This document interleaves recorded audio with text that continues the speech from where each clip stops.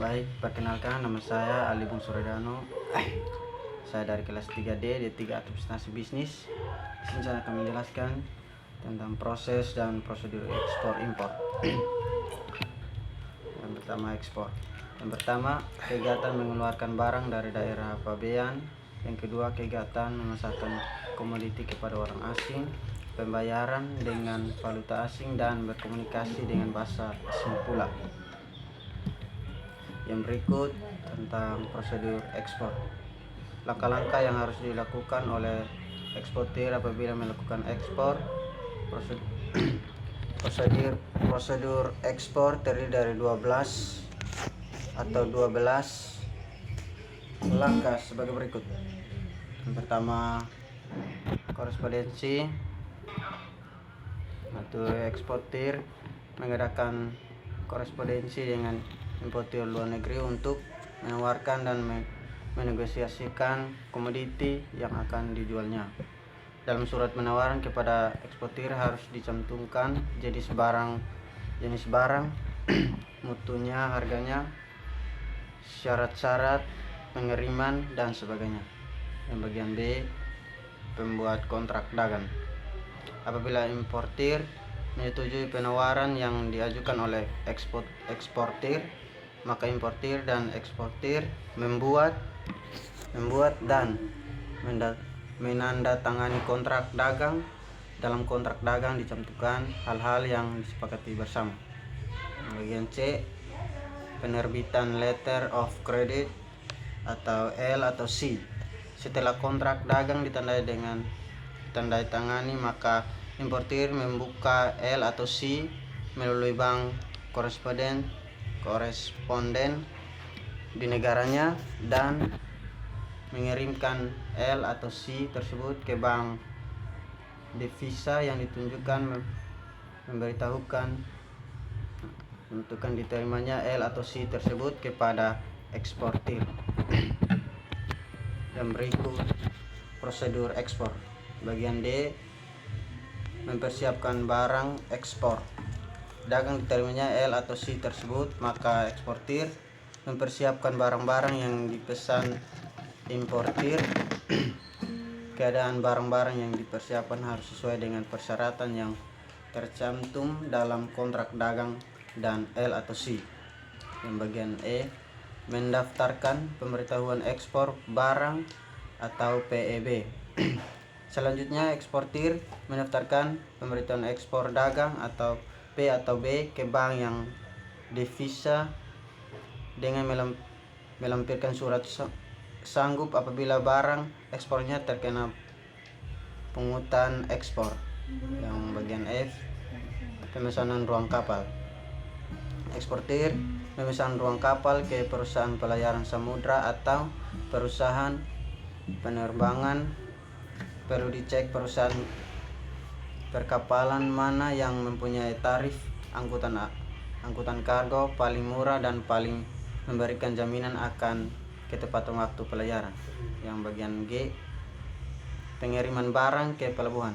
Eksportir sendiri dapat mengirim barang ke pelabuhan pengiriman, dan pengurusan barang ke pelabuhan dan ke kapal dapat juga dilakukan oleh perusahaan jasa pengirim barang atau perusahaan freight forwarding atau perusahaan ekspedisi muatan kapal laut atau EMKL. Dokumen-dokumen ekspor disertakan dalam pengiriman barang ke pelabuhan dan ke kapal. Yang berikut prosedur ekspor. Bagian H, pemeriksaan bea cukai. Di pelabuhan, dokumen ekspor diperiksa oleh pihak bea cukai. Apabila diperlukan barang-barang yang akan diekspor, diperiksa juga oleh pihak bea cukai. Apabila barang-barang dan dokumen yang menyertainya telah sesuai dengan ketentuan, maka bea cukai menandatangani pernyataan persetujuan muat yang ada pada PEB. Bagian I, pemuatan barang ke kapal. Setelah pihak bea cukai menandatangani PEB, maka barang telah dapat dimuat ke kapal. Segera setelah barang dimuat ke kapal, pihak pelayaran menerbitkan Bill of Lading atau B atau L yang kemudian diserahkan kepada eksportir. Bagian J, surat keterangan asal. Eksportir sendiri atau perusahaan freight forwarder atau EMKL atau EMKU memfiat pemuatan barangnya dan mengajukan permohonan atau ke kantor dinas Departemen Perdagangan atau memperoleh SKA apabila diperlukan. Bagian C, pencairan L atau C. Apabila barang sudah dikapalkan, maka eksportir sudah dapat ke bank untuk mencairkan L atau C. Dokumen-dokumen yang diserahkan ke bank adalah B atau L. Bagian I, pengiriman barang ke importir. Barang dalam perjalanan dengan kapal dari Indonesia ke pelabuhan di negara importir. Yang berikut jenis-jenis dokumen ekspor dan para pelaku ekspor. Untuk yang pertama, invoice ke eksportir. Yang kedua, annual bill ke perusahaan penerbangan. Yang ketiga, picking ke eksportir. Yang keempat, certificate of origin ke kantor Kementerian Perdagangan. Yang kelima, asuransi polisi ke perusahaan asuransi. Yang keenam, shipping agent certificate ke perusahaan agen pelayaran. Yang ketujuh, exporter certificate ke eksportir. Yang kedelapan, manufacture certificate ke produsen. Yang kesembilan, beneficiary certificate ke eksportir. Yang ke-10, survey certificate ke independent surveyor. Yang ke-11, draft ke bank. Yang ke-12, certificate of quality ke balai pengujian dan sertifikasi mutu barang.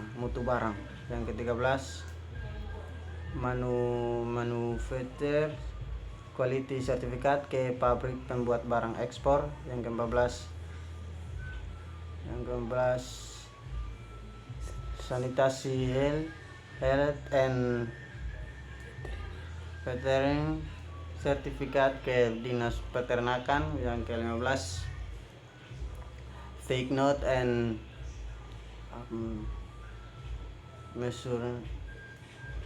measurement list ke perusahaan jasa transportasi. Dan berikut jenis-jenis operasi. Yang pertama, laut atau udara, yaitu kapal dan pesawat. Yang kedua, udara atau darat, yaitu pesawat dan truk. Yang ketiga, angkutan kereta api atau perairan laut pedalaman atau kereta api dan darat, atau angkutan sungai, yaitu kapal, kereta api, truk, dan sungai. Yang keempat, mini brig, yaitu kapal dan kereta api. Yang kelima, piggyback, yaitu angkutan jalan dan kereta api. Yang keenam, sea train atau kereta api dan kapal.